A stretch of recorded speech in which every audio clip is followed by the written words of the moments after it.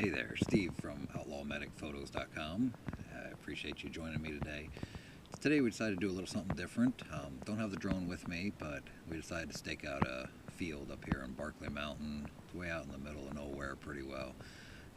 Found a nice watering hole where there's a lot of tracks around it. And we're going to try and sit tight here a little bit, see if any wildlife shows up where we can get some pictures for you.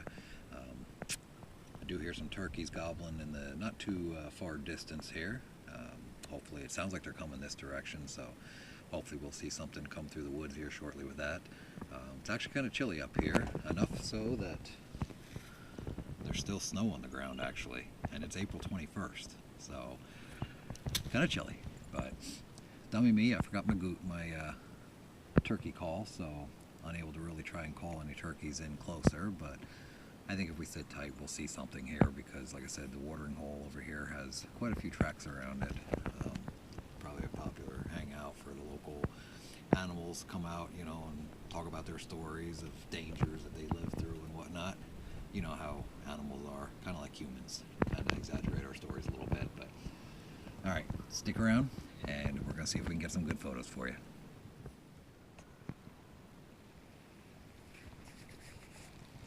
Bet you didn't even see me, did you?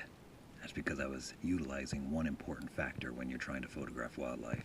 Camouflage. Remain hidden, you know. You don't want to be wearing bright, flashy clothing like fluorescent orange. Who does that? You know? Although I do recommend that you do your photography off-season when it's not hunting season, or I guess you better be wearing fluorescent orange for obvious reasons. And if you don't know the reason, perhaps you just better stay out of the woods completely. But one of the tips that you want to observe is never walk through like an open field right in the center of the field. An animal will pick you out faster than a vegan can run from an all-you-can-eat barbecue buffet at a Texas roadhouse. You know, you want to always walk into the wind. That way, an animal, if it's in front of you, is not going to pick up your scent. Doesn't hurt to be showered too and not have BO or something. But you observe a couple of tips and tricks like this, and you're pretty sure you're going to see some kind of wildlife. Stick around. It's early yet. Okay, so another word of advice that I'd like to offer is the fact that you need a lot of patience if you're going to be photographing wildlife, because chances are you're not even going to see anything worth photographing for a couple of hours, because you got to get settled into your position, let the wildlife come to you. It takes a lot of patience. On a side note, if you have a significant other like a girlfriend or somebody that you're thinking would be pretty cool to take with you to do some photography work, you might want to start by just taking them to like a Cabela store or something like that, or a photo center, you know, where they have cameras and stuff for sale. Kind of see just how long their attention is held by what you're looking at. If you find that individual within the first 2 minutes of being there is totally disinterested, looking at their cell phone, you might want to rethink taking that person into the field with you, because what in your mind would be like a romantic little outing to photograph wildlife could turn into the biggest nightmare of your life. And your trouble is not going to be just in the field, but it's going to extend all the way home because of the arguments that'll ensue afterwards. And then that night, you're going to be looking for a place to stay, probably back out in the field where you came from. So be cautious, and above all, just have patience.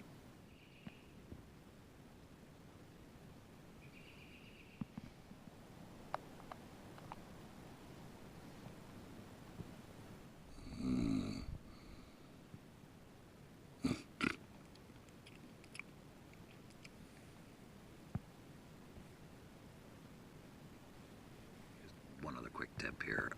If you're out trying to photograph wildlife and you happen to be where there's cell service, you might want to turn your ringtones off, because there's nothing animals hate more than to hear like Thunderstruck by AC/DC start blasting. They don't seem to get into the mood of dancing and stuff like humans do, you know. They don't have quite the same sense of humor. So that'll be when you see your trophy buck or that coyote or something. All right, another sign that we are actually close to some wildlife, or some wildlife is close by in the area, I should say, is when you find some poop, otherwise known more professionally as scat. But we found a nice little pile of deer scat here.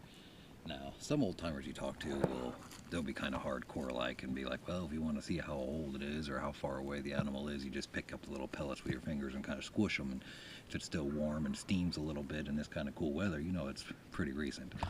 Me, I think that's kind of drastic. I'm not quite that much of a woodsman, but I would think my next option is just take a stick, you know, kind of poke in there a little bit.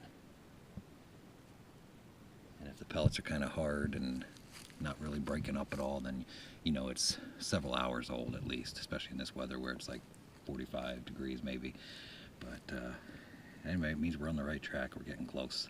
So hopefully we'll see something soon. Alright, sun is starting to go down and it's getting pretty cold, so we're going to make our way back to the truck if we can find it here. We did see a rabbit, so that was encouraging.